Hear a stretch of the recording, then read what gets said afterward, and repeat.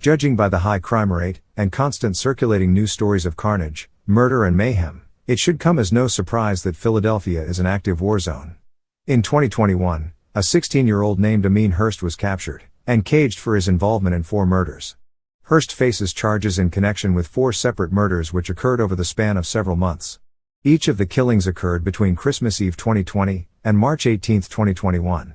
Court records reveal that Hurst is charged in 6 separate cases filed on March 31, April 21, and April 29.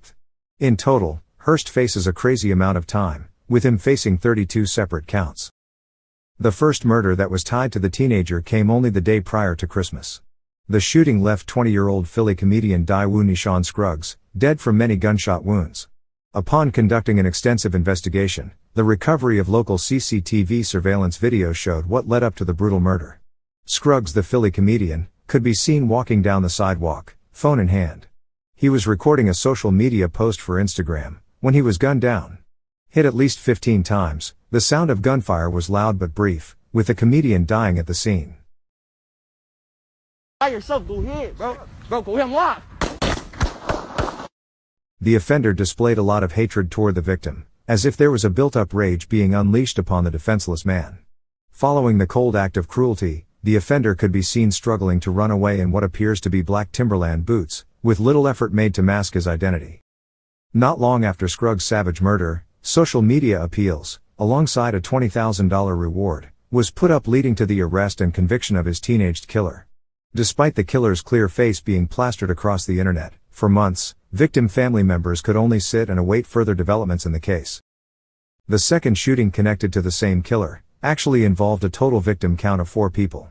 These 4 victims were shot in the afternoon. Naquan Smith, aged 24, was hit several times, and died shortly thereafter at 3:12. Tamir Brown, aged 17, was hit multiple times, later dying that same evening at 8:20. Brown also went by the name Lil Mir, and was a local rapper. Many enjoyed his music, and he showed potential. Unfortunately, he was killed before he could blow up and escape the city.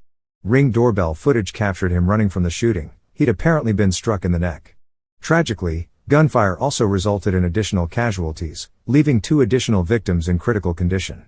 Thankfully, it has been said that these victims have since made a steady recovery, surviving the ordeal. As is the case with brutal broad daylight shootings like this, many people choose to avoid interacting with police because of fear of retaliation shootings. Bullets had narrowly avoided a young child during this shooting, and the hail of gunfire had left everyone concerned. It has been said that social media played a vital role in tying Hurst to this specific case. But he wasn't nabbed in time, because Hurst's name would come up in one more murder. The final known killing tied to Ameen Hurst went down outside of Philadelphia's current Fromhold Correctional Facility. The victim was 20-year-old Rodney Hargrove. Hargrove was gunned down an hour after his father bailed him out of the facility. He was awaiting a family pickup at a bus stop opposite the jail, and stayed waiting for about an hour. When a car pulled up rapidly, Hargrove bolted back to the facility, the offender vehicle pursuing him. Hargrove was killed just feet from the raised gate of the complex, with prison guards hearing the gunshots. This is bad enough, but to make everything more tragic, it was revealed by the Philadelphia Police Department that they believe Hargrove was killed in a case of mistaken identity. How they came to this conclusion isn't clear, but they were certain of this fact. Everything about the shooting sounds way too precise and targeted. It seems incomprehensible that you'd somehow mistakenly ambush a man who had just been bailed out of a prison at 1 a.m. However, this is Philadelphia, and mistaken identity killings happen all the time. Obviously, Hargrove's family was devastated, and angry because of the lack of security present outside of the prison complex. During an internal security probe, it has been said that they were trying to figure out why the jail's gate was raised when Hargrove ran back. This level of incompetence was the main reason as to why this young man lost his life. An investigation into the murders led to a breakthrough in the case. Ameen Hurst, a local Philly teenager, was arrested just days following the murder of Rodney Hargrove. Hurst is being charged as an adult in the cases, despite being only 16 at the time of the killings. Whilst behind bars, he was hit with additional murders, one of these being the murder of Tamir Brown. Years would pass, as Hurst awaited an inevitable life sentence.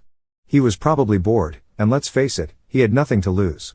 Therefore, at just 18 years of age, Ameen Hurst and a 24-year-old named Nasir Grant sprung themselves free from the Philadelphia Industrial Correctional Center. According to the prison's commissioner, the pair weren't present for 3 head counts, before prison guards realized they were missing on the Monday afternoon. Like something out of Prison Break, Hurst and Grant had managed to cut through the perimeter fence, likely with a smuggled-in object, before vaulting over 2 fences. They then vanished into the darkness. The escape was the first since 2010, and security sounded incredibly lax given the serious offenders who resided there. Once again, corruption and negligence reigned supreme, and despite count being a big part of the prison process, nobody batted an eye. The pair were actually recorded as being present for count. Clearly, they were being assisted. The problems within the prison system just further highlight how chaotic the environment in Philly is. Inmates can reportedly exit their cells because of weak locks, and units within the prison go unsupervised because there is a shortage of staff. Honestly, would you really want to risk your life working in a place like this? Guards have said that nobody is safe within the facilities. Undoubtedly, those working there just want to make it home safe, and with standards dropping by the day, the bar is set extremely low. Following news of the escape, the U.S. Marshals became involved in tracking down Hurst and Grant. Both men would be nabbed in short succession, with Grant being found dressed in a full female Muslim outfit.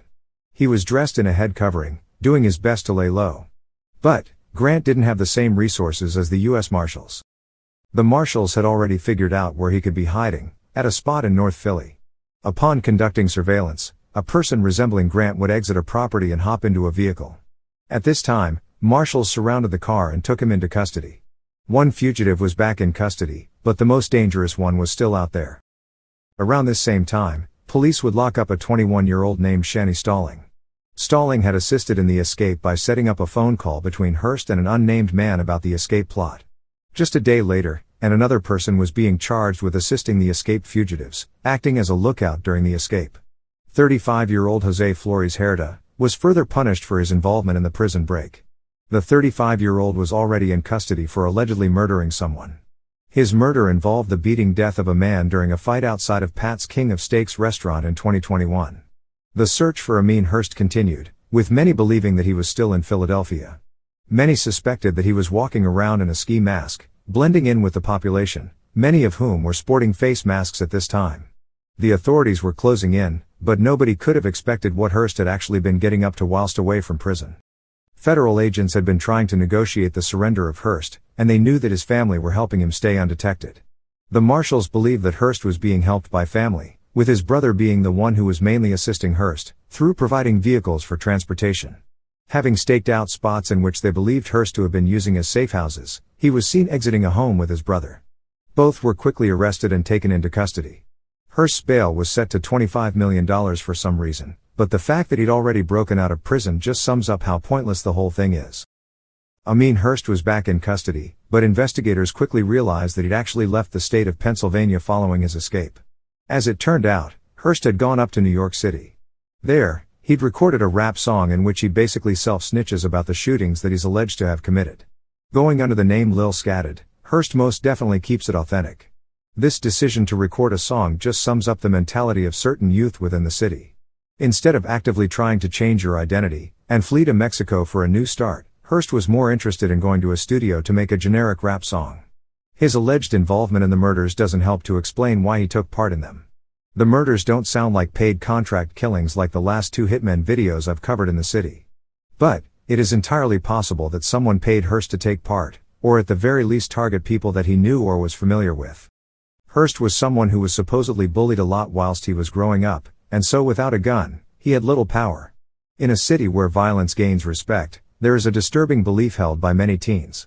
The idea of becoming a killer is seen as glamorous, with this being the main way for children to gain acceptance amongst their peers within these dangerous communities. Hurst clearly had little regard for his own life, and given his environment and bullying experiences, it is easy to see why he chose to pick up a gun and dish out pain in his community. The murder of Philly comedian Daiwa Scruggs was recorded, and doing a hit with no attempt to hide your identity is brazen. It has been said that Hurst was actually in a previous video with a victim. If this isn't a sad state of affairs, then I don't know what is. Rest in peace to the alleged victims. I'm sure that there are even more out there that have yet to be connected to Ameen Hurst.